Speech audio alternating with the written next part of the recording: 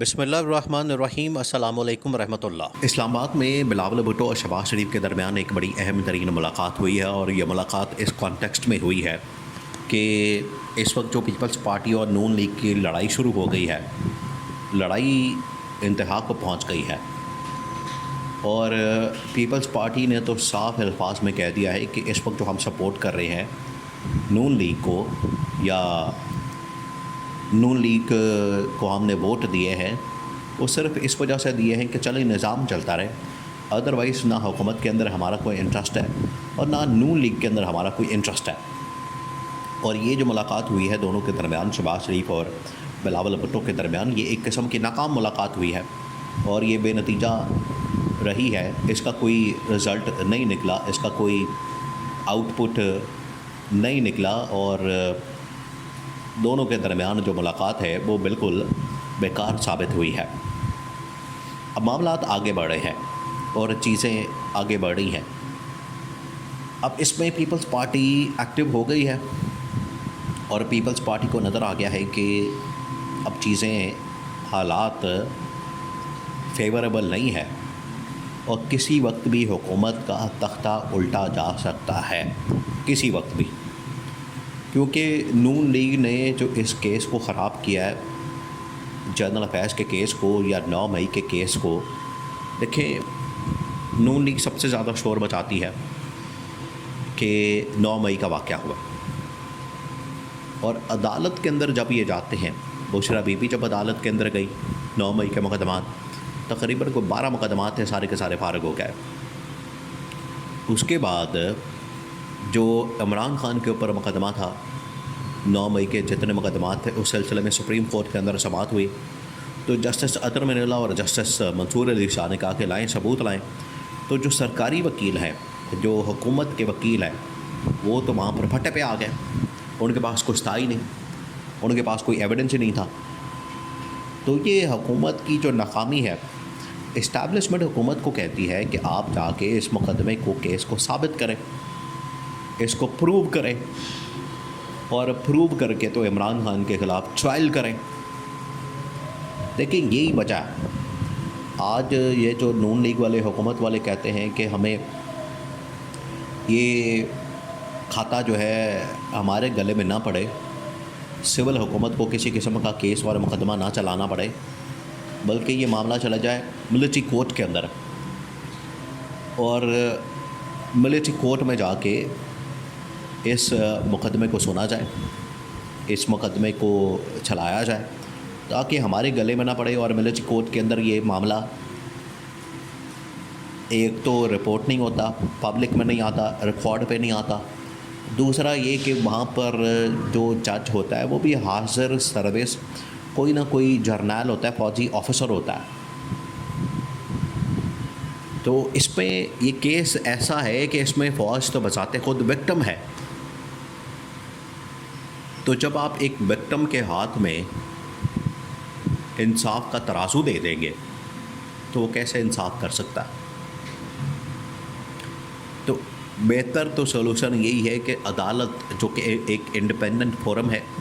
نہ اس سے P T I کا کوئی تعلق ہے، نہ اسٹیبلشمنٹ کا کوئی تعلق ہے، تو وہ فیصلہ کرے۔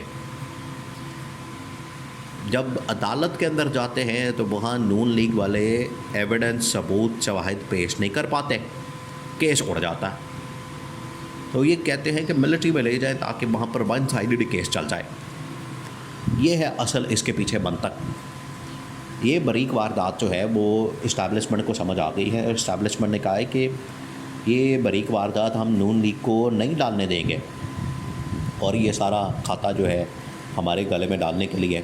ہمارے خلاف سارا کچھ کرنے کے لیے، ہمیں اس میں پھنسانے کے لیے۔ اور خود نون لیگ نے، دیکھیے گا 3-4 سال بعد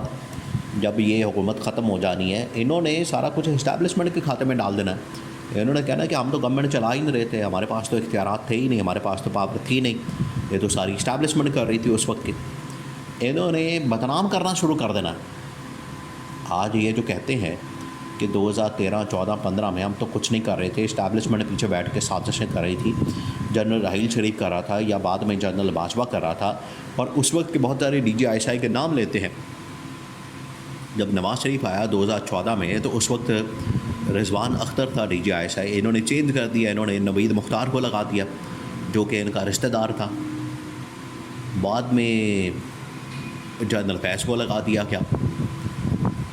تو یہ جو سارے معاملات چلے اس کے اندر شریف خاندان یہ ساری پلیسمنٹ تبدیلیاں یہ سب خود کرتے ہیں، ان کو پتہ ہے کہ یہ کتنی اہم ترین پوزیشن ہے، اور اقتدار کے اندر اگر آپ نے رہنا ہے، پاور میں رہنا ہے، اگر آپ نے پاور کوریڈورس کے اندر اپنا کنٹرول رکھنا ہے تو یہ جو اہم ترین پوزیشن ہے یہاں پر آپ نے اپنے بندے لگانے ہیں۔ جتنی دیر تک آپ اپنے بندے نہیں لگائیں گے اتنی دیر تک آپ پاور کو مینج نہیں کر سکتے۔ تو اب آصف زرداری کو نظر آ گیا ہے کہ چیزیں جو ہیں وہ نون لیگ کے ہاتھ سے نکل رہی ہیں، نون لیگ خود بھی پھنس گئی ہے اور ساتھ میں پیپلز پارٹی کو بھی پھنسانا چاہتی ہے، لیکن پیپلز پارٹی کو اندازہ ہے کہ اس میں سے نکلنا کیسے ہے، اپنے آپ کو نکال کے اور نون لیگ کو پھنسا دیں اور کسی طرح سے عمران خان سے PTI کے ساتھ ہاتھ ملا لیں، لیکن PTI نہیں ہاتھ ملانے کو تیار۔ آج بھی دیکھیں مولانا فضل الرحمان نے پھر سے پاکستان میں نئی تحریک چلانے کا اعلان کر دیا کہ میں تحریک چلانے جا رہا ہوں، اور مولانا کا کہنا یہ ہے کہ میں خود اپنے سر پہ، اپنے تئیں، اپنی ہمت پہ، اپنی جرأت پہ میں یہ تحریک چلانے لگا ہوں، اور مجھے کسی کی سپورٹ یا کسی کی حمایت کی ضرورت نہیں ہے، یہ مولانا نے کہا۔ تو مولانا کہہ تو رہے ہیں تو آ جائیں سڑکوں کے اوپر، بسم اللہ کریں اور سڑکوں پر آ جائیں، پھر رکے نہ۔ بہتر تو یہ ہے کہ جتنی اپوزیشن کی جماعتیں ہیں وہ ساری مل جائیں، ایک پلیٹ فارم پر آ جائیں، لیکن اگر مولانا چاہتے ہیں کہ تنہا اکیلے ہی وہ تحریک چلانے کے قائل ہے،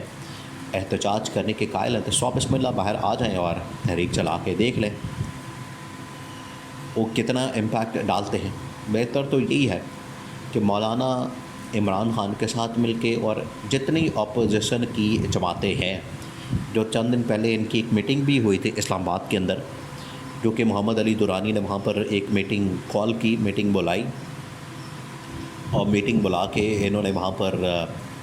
ملاقات کر کے یہ سارا کچھ کیا۔